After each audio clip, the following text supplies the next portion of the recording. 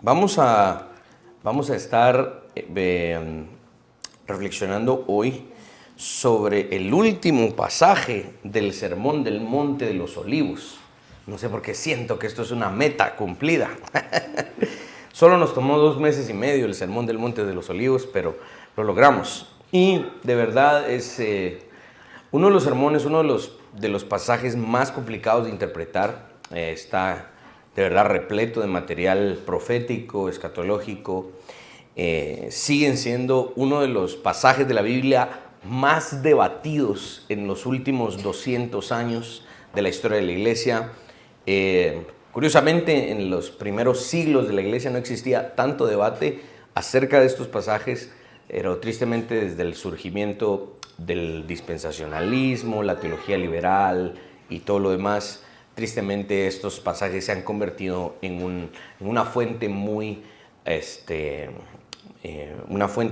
poderosa de debate. Así que de verdad espero en oración y con la mejor preparación que pueda, de verdad, haber explicado esto y terminarlo de explicar el día de hoy. Vamos a abrir nuestras Biblias en Mateo capítulo 25, versos 31 al 46. Mateo capítulo 25, versos 31 al 46. Dice de la siguiente manera: Cuando el Hijo del Hombre venga en su gloria y todos los santos ángeles con él, entonces se sentará en su trono de gloria y serán reunidas delante de él todas las naciones, y apartará los unos de los otros como aparta el pastor las ovejas de los cabritos. Y pondrá las ovejas a su derecha y los cabritos a su izquierda. Entonces el rey dirá a los de su derecha: Venid, benditos de mi Padre, heredad el reino preparado para vosotros desde la fundación del mundo, porque tuve hambre y me disteis de comer, tuve sed y me disteis de beber, fui forastero y me recogisteis, estuve desnudo y me cubristeis, enfermo y me visitasteis, en la cárcel y vinisteis a mí. Entonces los justos le responderán diciendo: Señor, ¿cuándo te vimos hambriento y te sustentamos, o sediento y te dimos de beber? ¿Y cuándo te vimos forastero y te recogimos, o desnudo y te cubrimos? ¿O cuándo te vimos enfermo o en la cárcel y vinimos a ti? Y respondiendo el rey les dirá: De cierto os digo que en cuanto lo hicisteis a uno de estos mis hermanos más pequeños, a mí lo hicisteis. Entonces dirá también a los de la izquierda: Apartaos de mí, malditos, al fuego eterno, preparado para el diablo y sus ángeles, porque tuve hambre y no me disteis de comer, tuve sed y no me disteis de beber, fui forastero y no me recogisteis, estuve desnudo y no me cubristeis, enfermo y en la cárcel y no me visitasteis. Entonces también ellos le responderán diciendo: Señor, ¿cuándo te vimos hambriento, sediento, forastero, desnudo, enfermo o en la cárcel y no te servimos? Entonces les responderá diciendo: De cierto os digo que en cuanto no lo hicisteis a uno de estos más pequeños, tampoco a mí lo hicisteis. E irán estos al castigo eterno y los justos a la vida eterna. Oremos. Padre Celestial, gracias por tu palabra y por tu misericordia. Gracias por tu revelación. Tú eres bueno para con nosotros al dejarnos conocer más de tu palabra. Danos la gracia para poder escudriñar esto y no solo entenderlo, sino aplicarlo responsablemente hoy en las situaciones, en la vida que nos has permitido vivir. En el nombre de Jesús. Amén.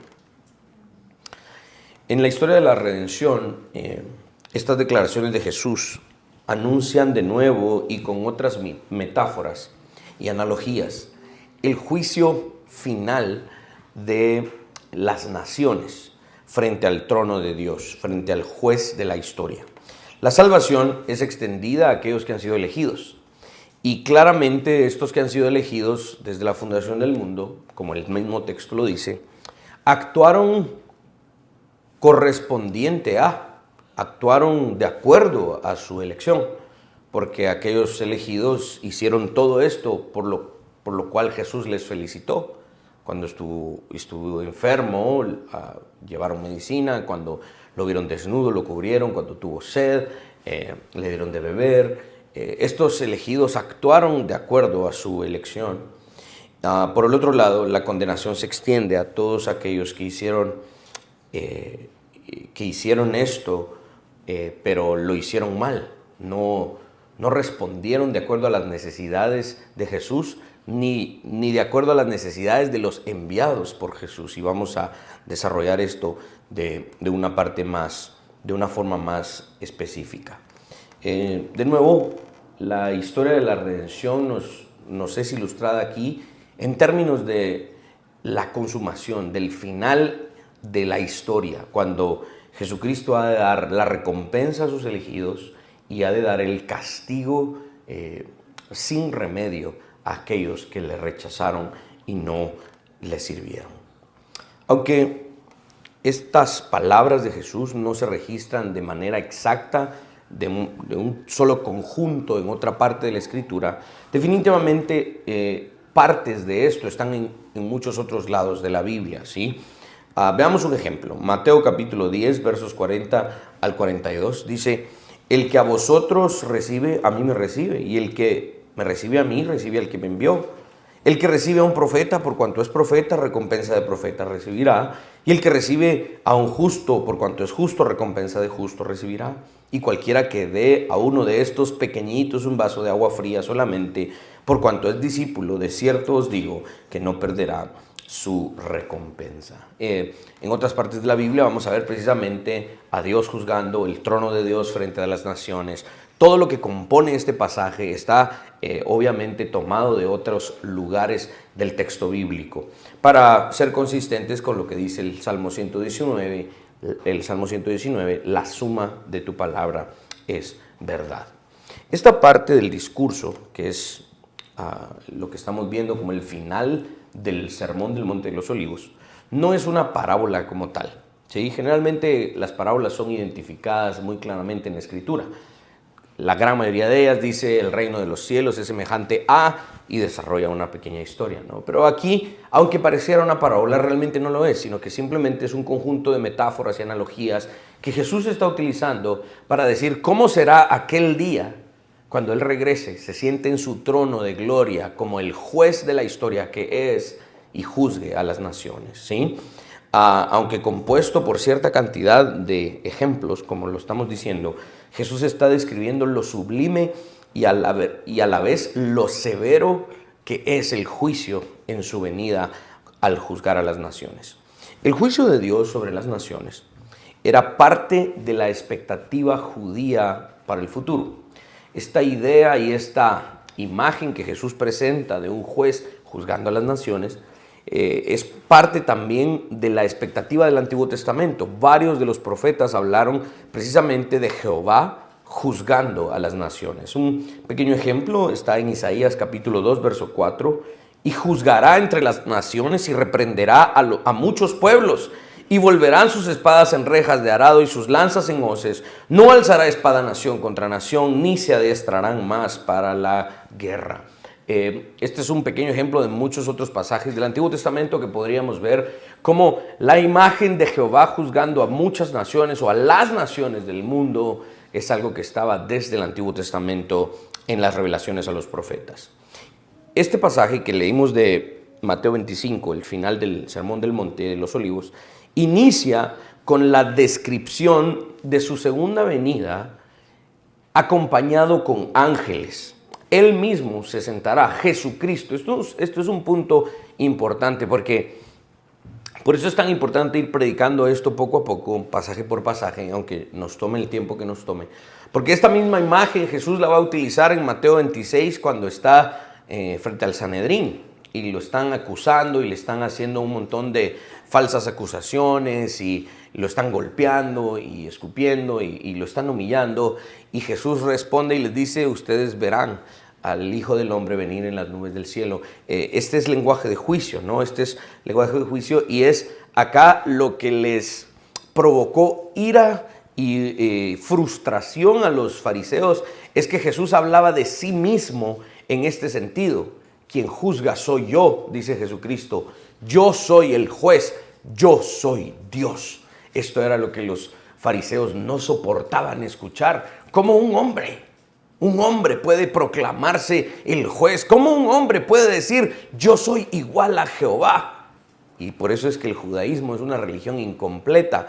Para nosotros el cristianismo es una religión completa porque Jesucristo es Dios en carne y Él tiene todo el derecho de reclamar ese trono desde donde se juzga al mundo, se juzga la historia. Jesucristo hará una separación de sus elegidos como aquel que separa las ovejas de los cabritos. Dios haría esta distinción y la imagen acá, pues obviamente es una imagen de una actividad muy común en el Israel del primer siglo. Aunque las ovejas y las cabras pastaban juntas, ¿verdad? Porque digamos que las pastoreaban juntas. Algunos eruditos creen que los pastores normalmente separaban a las cabras de las ovejas en la noche. Las ovejas dormían en un redil dentro de un lugar que estaba cercado, pero el lugar no tenía ningún tipo de cobertizo, sino que las ovejas, debido a su pelaje, ellas podían dormir en la noche al aire libre sin ningún problema. Pero las cabras, como no tienen un pelaje tan extenso, estas cabritas pues eran juntadas en un lugar donde no hiciera tanto frío, porque ellas no tenían ese pelaje para cubrirse. Aunque lo valioso de las ovejas en términos comerciales, podría decirse en el primer siglo que las ovejas eran más valiosas que las cabritas.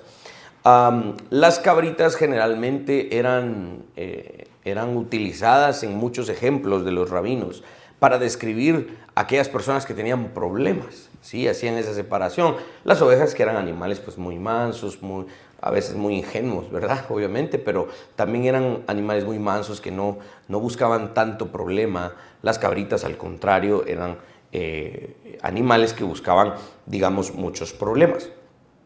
En diferentes partes del texto vemos esta referencia constante de que el lado derecho es preferible que el lado izquierdo. Esto proviene de diferentes cosas. Por ejemplo, cuando alguien iba a trabajar, utilizaba la mano izquierda para hacer los trabajos sucios e intentaban no contaminar su mano derecha. Entonces, cuando alguien saludaba con la mano izquierda, era algo horrible, ¿no? Porque se sabía que la izquierda era una mano que se utilizaba para cosas inmundas y la mano derecha pues era una mano limpia. Entonces, digamos que en estas cuestiones contextuales, Jesús utiliza aquí este lenguaje, haciendo en la mente común de los judíos que las ovejas eran preferibles a las cabras, eran de mayor valor, etc. La mano derecha era más valiosa que la mano izquierda, etc., ¿no? Por eso es que Jesús utiliza este lenguaje. Ahora, Jesús agrega ahí que los ángeles le venían acompañando en este juicio. En diferentes partes del Antiguo Testamento, los profetas hablan precisamente de los ángeles. En primer lugar, como mensajeros, porque eso significa su nombre. Un ángel significa un mensajero. Y generalmente Dios utilizó el medio de los ángeles para traer revelación a los profetas. Pero también hay algunas otras partes del Antiguo Testamento en donde vemos que los ángeles eran los que asistían a Dios en el juicio. Ellos eran los que ejecutaban el juicio. De hecho, el libro de Apocalipsis está lleno de estas imágenes, que de repente vi un ángel muy poderoso que gritó y que dijo y que hizo, y eran los ángeles los que finalmente asistían a Dios en el juicio. Veamos un pequeño ejemplo en el libro de Ezequiel, capítulo 9, versos 4 al 6. Y le dijo Jehová: pasa por en medio de la ciudad. Y Jehová le está diciendo a un ángel: pasa por en medio de la ciudad, por en medio de Jerusalén, y ponles una señal en la frente a los hombres que gimen y que claman a causa de todas las abominaciones que se hacen en medio de ella. Y a los otros dijo, oyéndolo yo: pasad por la ciudad en pos de él y matad. No perdone vuestro ojo ni tengáis misericordia. Matad a viejos, jóvenes y vírgenes, niños y mujeres, hasta que no quede ninguno. Pero a todo aquel sobre el cual hubiere señal no os acercaréis, y comenzaréis por mi santuario. Comenzaron pues desde los varones ancianos que estaban delante del templo, y obviamente ese pasaje continúa hablando acerca de que los ángeles que fueron enviados por Dios fueron a ejecutar el juicio en contra de Jerusalén. Esta imagen de Jesús es consistente entonces con lo que los profetas habían dicho antiguamente. Entonces, cuando alguien escuchara en el primer siglo, cuando Jesús dijera: voy a venir en juicio, Me voy a sentar en mi trono y los ángeles me van a acompañar. Cualquier judío entendería y hubiese dicho, este de verdad es el juez. Y los ángeles le sirven y le asisten en el juicio. Esta visión dada al profeta Ezequiel es precisamente lo que estamos hablando. Posteriormente a esto, Mateo registra un constante contraste, ¿sí? Un contraste perfecto y marcado entre los benditos del Padre, quienes al heredar el reino iban a entrar en el gozo del Señor, y la parte contraria eran los que estaban a su izquierda, los que eran los malditos del Padre, destinados al fuego eterno. Este contraste debe ser entendido primero en términos de elección, ¿sí? Esto lo decimos por la frase que Jesús agrega en Mateo 25, verso 34. Heredad del reino preparado para vosotros desde la fundación del mundo. Si este pasaje está describiendo la segunda venida de Cristo, el último día de la historia, en donde todas las personas y todas las naciones recibirán su pago, claramente Mateo nos está diciendo, hay un grupo de personas que ha sido escogido desde la fundación del mundo para heredar el reino. Este lenguaje es inescapable, debemos entender en primer lugar esto en términos de elección. Es una declaración trascendental, no solo porque lo preparado desde antes de la fundación del mundo, el reino, para un grupo de personas, para un grupo de naciones, si lo quieren ver así, se escapa de la capacidad humana.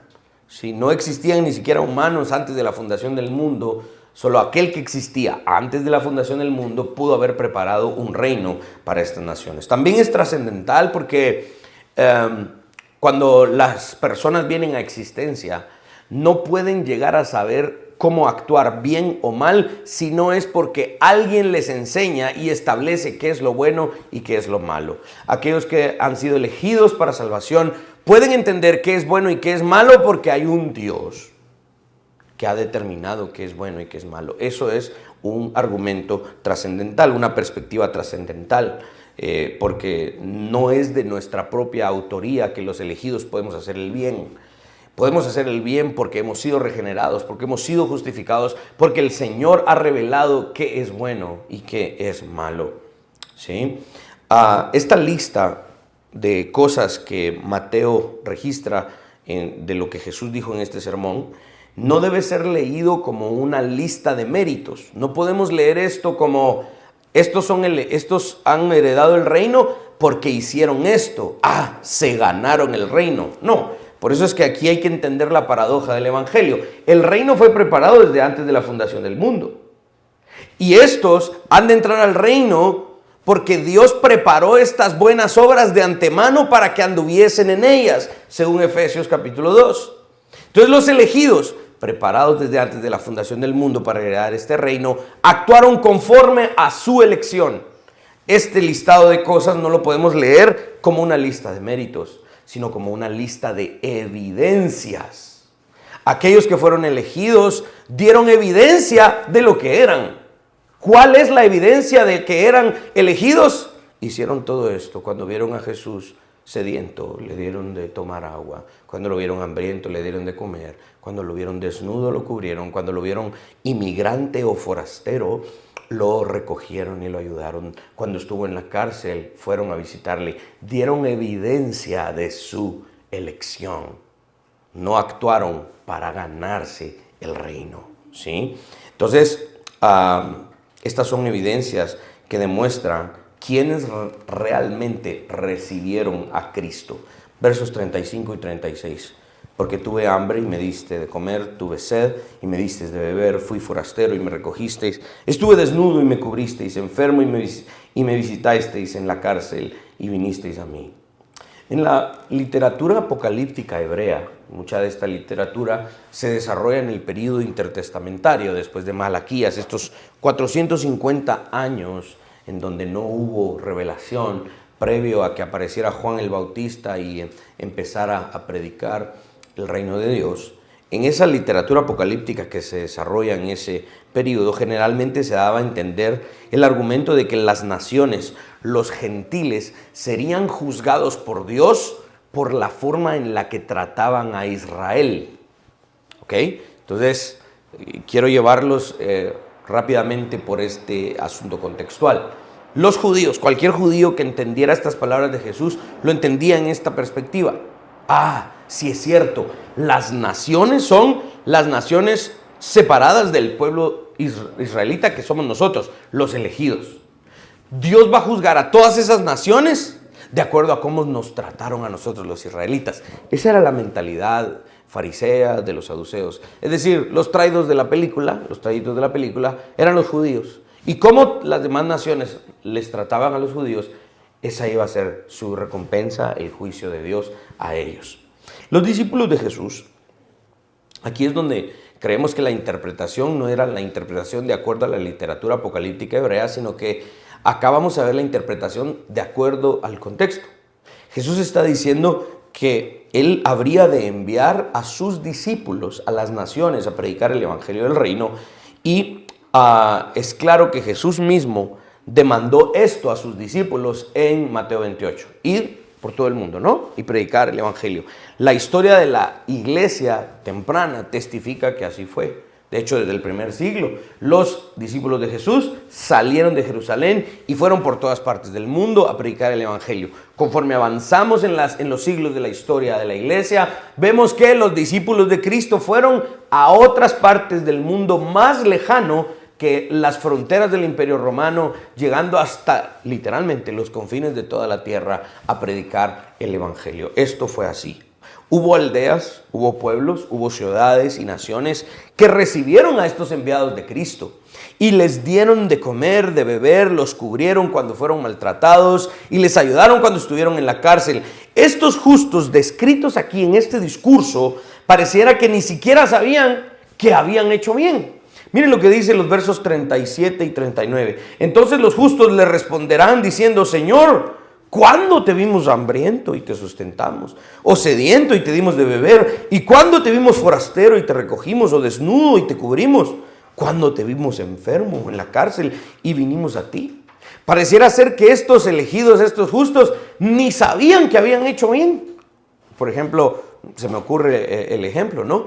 Que la esposa se entera que está embarazada por primera vez y le cuenta a su mamá y le dice: mamá, pero no voy a contar nada porque no le he dicho a mi esposo. Ya sabemos, la mamá se lo contó. Ay, mija, solo se lo conté a no sé quién. Todo el mundo lo supo, excepto el esposo. Todo el mundo de repente se encuentra con el esposo y le dice: felicitaciones. ¿Por qué vos? ¿Por qué? ¿Por qué me están felicitando? Porque vas a ser papá. ¿Cómo así? Entonces va con la esposa y le dice: estás embarazada. ¿Y por qué soy yo el último en saberlo, verdad? Eso no sucede generalmente. No será. Es más o menos esto. Cuando Jesús les dice: ustedes, benditos de mi Padre, hereden el reino.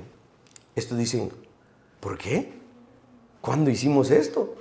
¿Cuándo te vimos a ti desnudo? ¿Cuándo te hicimos esto a ti? Y Jesús responde con algo que debemos aplicar nosotros incluso hoy.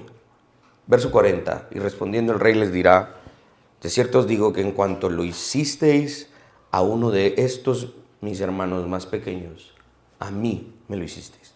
Ahora, quiero que vean la íntima relación que Jesús tiene con sus discípulos. Si aquí estuviera Pedro, el apóstol, digamos, y nosotros le hubiésemos dado de comer, de beber, no tenía dónde dormir. Mira, se puede ir a dormir a tu casa. Miren, estuvo en la cárcel, lo fuimos a sacar, qué sé yo. Hicimos algo por el apóstol Pedro y le ayudamos al apóstol Pedro. Jesús dice que si le hicimos eso a Pedro, es como que se lo estuviésemos haciendo directamente a él. Esta es la íntima relación que Jesucristo tiene con sus discípulos. Esta es la forma más íntima en la que Él se identifica con sus discípulos. Jesús iba a mandar a sus discípulos a predicar el evangelio. Y no pensemos solo en esos 12, sino que pensemos en muchos otros que fueron convertidos y se convirtieron en los discípulos de Cristo. Todas aquellas aldeas, pueblos, naciones, regiones del mundo que recibieron a los enviados de Cristo que llevaban el evangelio, no le estaban haciendo bien a un discípulo. No le estaban haciendo bien a un Felipe, a un Pablo, a un a un Juan, no, le estaban haciendo bien directamente a Cristo. Y la gente que le estaba haciendo bien ni siquiera se estaba dando cuenta que lo estaba haciendo directamente a Cristo. Por eso, cuando el juez los felicita y los incluye en la heredad del reino, estos hasta se sorprenden. Esto lo sabemos precisamente porque son las palabras de Jesús en un discurso previo en Mateo 10, precisamente el discurso misionero. Fue el texto, uno de los textos que les leí y les dije que cuando Jesús enviaba a sus discípulos, aquellos que recibieran a sus discípulos era como que estuvieran recibiendo a Jesús y por extensión recibiendo al Padre. El contraste es marcado porque todo lo contrario sucederá con todas aquellas aldeas, pueblos, naciones, regiones del mundo, tribus que no hayan recibido a los enviados de Cristo, y por haber rechazado a los enviados de Cristo es como que hubieran rechazado a Jesucristo. Y de nuevo estos también se alborotan y dicen, pero a ti nunca te vimos sediento, a ti nunca te vimos hambriento. Y Jesús les dice, pero yo envié a mis discípulos y ellos sí sufrieron ese hambre en frente de sus ojos y ustedes no le recibieron. Por eso van al infierno. ¿Sí? Esto está en el verso 45. Entonces les responderá, de cierto os digo, que en cuanto no lo hicisteis a uno de estos más pequeños, tampoco a mí me lo hicisteis. Jesucristo enfatiza que todo aquel que no reciba a los enviados, a sus discípulos, ellos estarían rechazando personalmente a Cristo. Tal rechazo es el pecado que merece una consecuencia eterna en el infierno. El último verso de este sermón resume el contraste. E irán estos al castigo eterno. ¿Quiénes? Los que no recibieron a los discípulos de Cristo, los que no recibieron el Evangelio, los que no recibieron personalmente a Dios, a Cristo. Ese rechazo merece una consecuencia eterna en el infierno. El último verso de este sermón nos lo declara. Y los justos a la vida eterna. Ok, esto me lleva a un par de aplicaciones. La primera, la importancia de la labor misionera. En primer lugar, es nuestro deber seguir enviando misioneros. Es nuestro deber seguir involucrados de la mejor manera posible en el trabajo de las misiones. No solo en la nación en la que vivimos, sino en aquellas naciones hostiles al Evangelio todavía hoy. Escuchando al hermano Paul Washer, él es un misionero, es bautista, reformado, él es misionero y es precisamente él un especialista en este trabajo. Él cuenta que tristemente el movimiento misionero en Occidente hacia otras partes del mundo se encuentra en una grave crisis. Lo irónico de esta crisis, dice Paul Washer, es que la crisis no está en términos de falta de recursos o falta de gente, dice. Esa no es la crisis. De hecho, se estima que esta época, el siglo XXI, lo que llamamos el siglo XXI,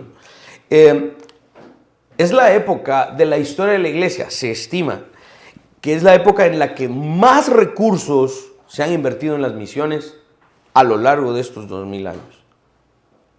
En esta época es la época en la que más cantidad de cristianos se han involucrado en lo que se conoce como las misiones. Paul Washer reclama que el movimiento misionero,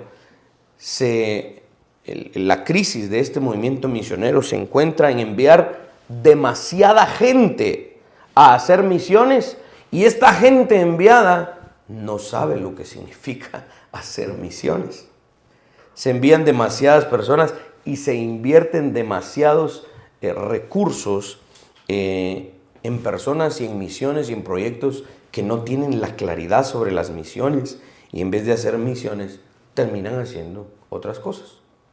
Washer comenta que tristemente hoy existen misioneros que están siendo enviados, están siendo entrenados y están siendo enviados a hacer sincretismo con otras religiones en vez de proclamar el verdadero evangelio de Cristo. Y él ponía varios ejemplos con cifras y todo lo demás. de que hay misioneros en países musulmanes que llevan la consigna de acuerdo a su entrenamiento y que van a países musulmanes a hacer una especie de mezcla o sincretismo, a predicar que es posible ser musulmán y también ser cristiano. ¿Ven dónde se encuentra la crisis? Dice Paul Washer que se ha encontrado con personas que le dicen, yo también soy cristiano, qué bueno, y de repente empiezan a hablar de Alá y del Corán. Y dice, pero no me dijiste que eras cristiano. Sí, yo soy un cristiano musulmán. Porque tristemente, hay denominaciones que están haciendo misiones precisamente con esta falta de claridad. Y el argumento es, no vayamos a pelear, primero ganémonos a la gente, esto y lo otro, no seamos tan frontales. Y entonces terminan muchos misioneros haciendo esto. Vamos a construir supuestamente puentes. Y esos puentes tristemente terminan siendo una falsedad de evangelio. Porque terminan enseñándole a la gente de otras religiones, tú puedes mantener tu religión, pero también ser creyente. Porque no tenemos la certeza de que la Biblia sea, y lo que la Biblia dice, Jesucristo sea el único camino para llegar a Dios. Tal vez puedan existir otros caminos. Así que puedes ser cristiano y también mantener tu religión. Esa es la crisis en la que nos encontramos hoy, reclama Paul Washer. Paul Washer estima que hemos llegado a la época en la que ya no se invierten millones, sino que ya se estima que se invierten billones de dólares en la empresa misionera. Y tristemente, mucho de ese dinero está siendo desperdiciado, no solo en estos problemas, sino que se desperdicia al enviar gente que no está realmente capacitada para hacer la misión, para la plantación de iglesias, sino que se está invirtiendo este dinero en la mezcla del evangelio y lo disfrazan de ayuda social. Ahora, no nos malinterpreten. ¿Es necesario hacer ayuda social? Sí.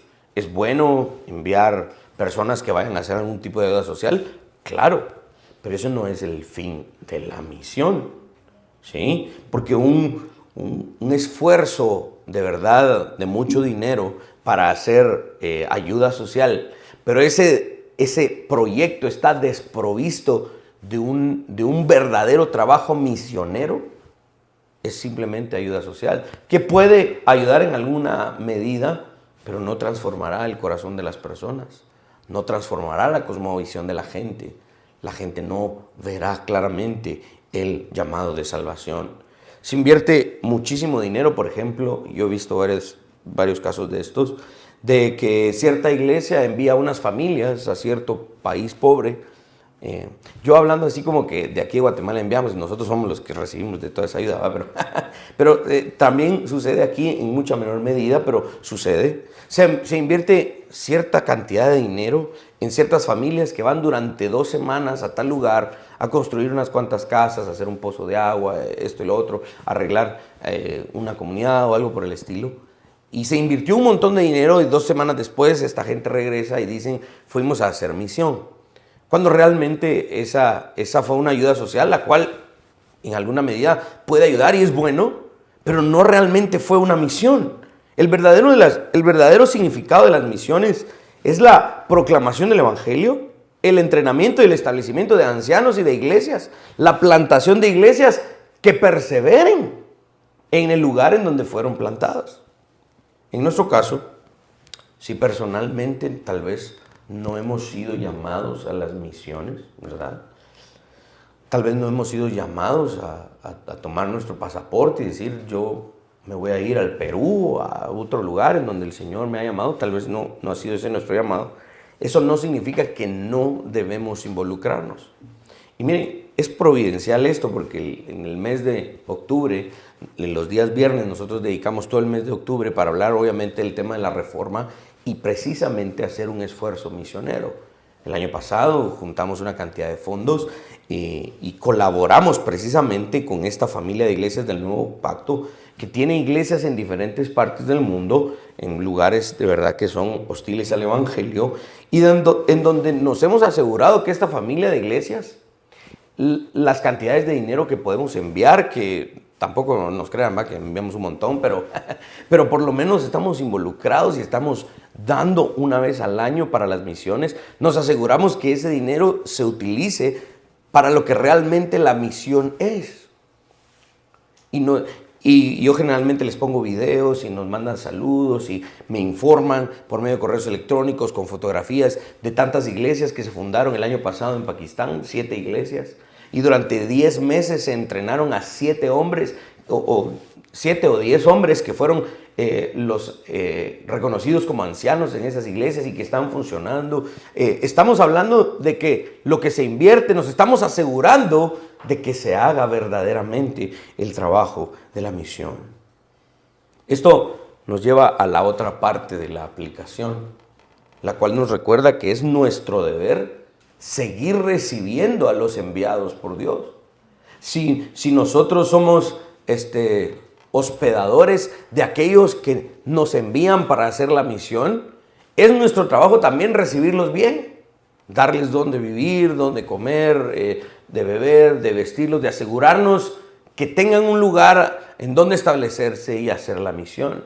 Es nuestro trabajo también seguir haciendo esto, porque eso testificará precisamente de lo que leíamos en el final del sermón del Monte de los Olivos. Si hemos de tratar bien a los enviados del Señor, es como que si tratáramos bien al Señor mismo. Mis hermanos, debemos estar del lado correcto de la historia, del lado correcto del juicio. El juez supremo, el Señor Jesucristo, nos ha de llamar benditos porque obramos de acuerdo a nuestra elección. Y hoy la labor misionera tiene que seguir siendo importante. Veamos pues que en términos aplicativos podemos y debemos ser misioneros, ayudar a aquellos que hacen la misión y al mismo tiempo a aquellos que reciben a los misioneros, aquellos que reciben a los enviados por el Señor. La siguiente aplicación que yo quiero recordar es el juicio sobre nuestra nación. Mis hermanos, las naciones han de dar cuenta ante el juez Jesucristo. Los gobernantes de las naciones darán cuenta de sus obras. Y Jesucristo ha de juzgar a aquellos gobernantes, aquellos que tuvieron el privilegio de gobernar una nación. Y Jesucristo les va a juzgar por cómo ellos trataron a su pueblo. Cómo los gobernantes trataron a los elegidos de Dios.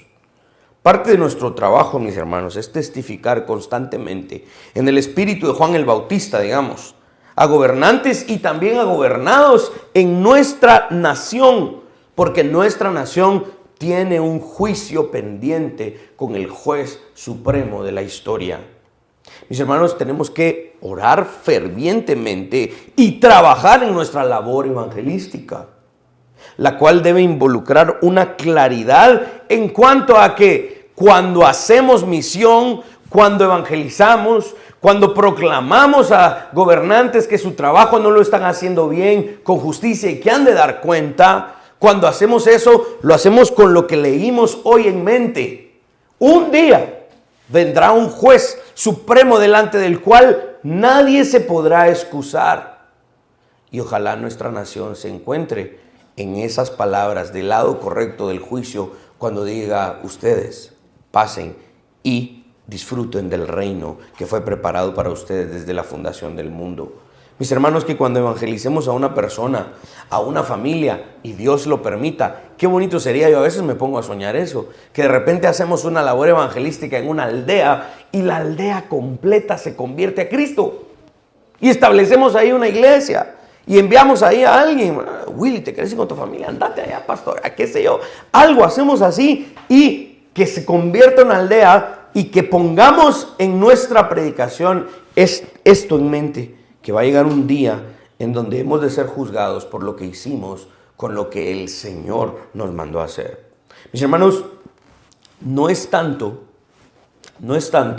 que hayamos sido puestos en esta nación, no es tanto que hayamos nacido en esta nación, sino que hemos sido enviados a esta nación.